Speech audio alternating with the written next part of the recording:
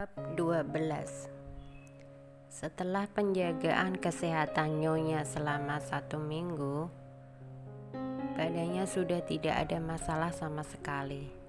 Hanya saja dia masih harus melanjutkan menjaga nutrisinya. Lalu sudah bisa keluar dari rumah sakit. Dokter penanggung jawab itu berkata kepada Ravindra dengan tersenyum, "Ini adalah data keseluruhannya. Nyonya bisa keluar dari rumah sakit kapanpun." Ravindra hanya melihat sekilas laporan itu dan menganggukkan kepalanya. "Letakkan di sana saja." Setelah orang lain pergi, Ravindra memberikan laporan itu kepada neneknya. Nenek Gitadara melihat laporan itu dengan serius dan berkata, "Karena badan kamu sudah tidak ada masalah, jadi besok kita pergi ke rumah kamu untuk bertemu orang tua kamu saja. Anak di perut kamu sudah makin membesar, lebih baik cepat-cepat menikah."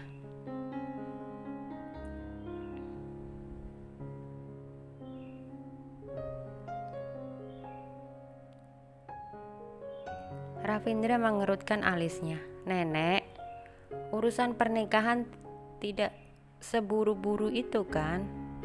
Isabel juga tidak mau secepat itu menikah. Dia merasa kalau sudah menikah dia sudah tidak ada jalan keluar lagi." Nenek Gitadara melihat cucunya dengan tenang. Dia mana mungkin tidak tahu hati Ravindra sedang memikirkan apa. Dia hanya berkata, "Masih ada belasan hari. Direktur dari perusahaan Korea dan istrinya akan datang. Pihak Korea sudah menunjuk kamu dan istri kamu datang menemuinya. Kalau kamu tidak menikah, kamu mau Isabel ke sana dengan status apa?" Ucapan nenek Gitadara seketika langsung mengingatkan Ravindra. Walaupun Ravindra sekarang tidak mau menikah secepat itu, tapi hal-hal kecil pribadinya ini di depan hal besar perusahaan sudah menjadi sangat tidak penting. "Aku paham, Nenek." Ravindra langsung memilih untuk mengikuti keputusan neneknya. Mendengar Ravindra juga setuju menikah, hati Isabel langsung berat. Mau langsung menikah? Datangnya sangat tiba-tiba. Sejak memutuskan sampai dilaksanakan, waktu ini terlalu cepat kan? Pandangan menolak dari Isabel yang melihat ke arah Ravindra. Ravindra melihat pandangan dari Isabel, hatinya langsung sedikit tidak senang. Dia tidak mau menikah adalah satu hal, tapi kalau Isabel tidak mau menikah adalah hal lain lagi. Ravindra yang awalnya sedikit menolak, tidak tahu berpikir seperti apa, tiba-tiba dia merasa ucapan neneknya sangat masuk akal. Pernikahan ini harus segera dilaksanakan. Melihat ibu chairman dan Ravindra sangat bersikeras, Isabel juga tahu dirinya sudah tidak ada pilihan lain. Benar juga, sudah sampai ke titik ini, masih ada apa yang tidak bisa diterima. Menikah itu adalah urusan cepat atau lambat. Cepat atau lambat 1 hari, sudah tidak ada perbedaan sama sekali. Dia hanya tidak mau dirinya pulang dengan situasi sebesar ini. Ini akan sangat mengejutkan Mama. Paling bagus kalau dirinya bisa ada waktu untuk tenang sedikit. Dia bisa menyapa mamanya di awal dan tidak akan membuat Mama terluka karena menghadapi hal yang tiba-tiba ini.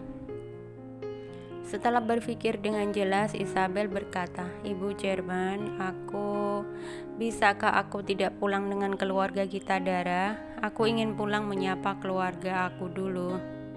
"Tidak bisa, kamu sekarang bukan seorang anak. Tidak bisa, kamu sekarang bukan seorang anak di perut kamu, tidak boleh terjadi apa-apa." Nenek Gitadara langsung menolak dengan tegas. "Kamu sekarang hanya perlu melahirkan anak ini dengan aman." Isabel langsung menjamin ke nenek kita darah, Ibu Jerman, aku tahu kedudukan dan kekuatan finansial dari keluarga kita darah tidak akan membuat aku sulit. Aku sama sekali tidak curiga dengan ini. Aku hanya tidak mau mengejutkan mama aku. Aku mau pulang menyapa keluarga dulu. Aku jamin aku tidak akan mengalami apa-apa. Melihat sikap nenek kita darah yang bersikeras, tanpa sadar Isabel mengangkat kepalanya melihat Ravindra dengan pandangan memohon. Dia sendiri juga tidak tahu kenapa tiba-tiba dia meminta bantuan dari Ravindra.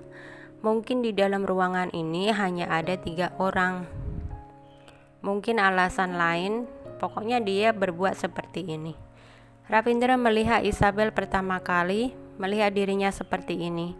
Dia tidak tahu kenapa tiba-tiba dia mengingat senyuman Isabel saat sedang memotong bunga kemarin sore. Dia berkata, "Nenek, dia juga bukan anak kecil. Dia mengerti." Melihat cucunya bicara seperti ini, nenek kita darah juga tersenyum. Dia seperti puas dengan kekompakan mereka. "Baiklah, kamu pulang dulu. Juga boleh. Tapi karena kamu bagian dari keluarga kita darah, maka tidak boleh kamu pulang sendiri." Ravindra, asisten yang antar Isabel ke rumah sakit itu lumayan, minta dia antar Isabel pulang. Semuanya dengar apa kata nenek. Mata Ravindra naik. Dia melihat Isabel dengan ekspresi yang seperti melepas beban berat. Akhirnya berhasil membujuk nenek kita darah. Isabel beres-beres sedikit lalu siap berangkat. Nando mengendarai mobil VW kelas bawah.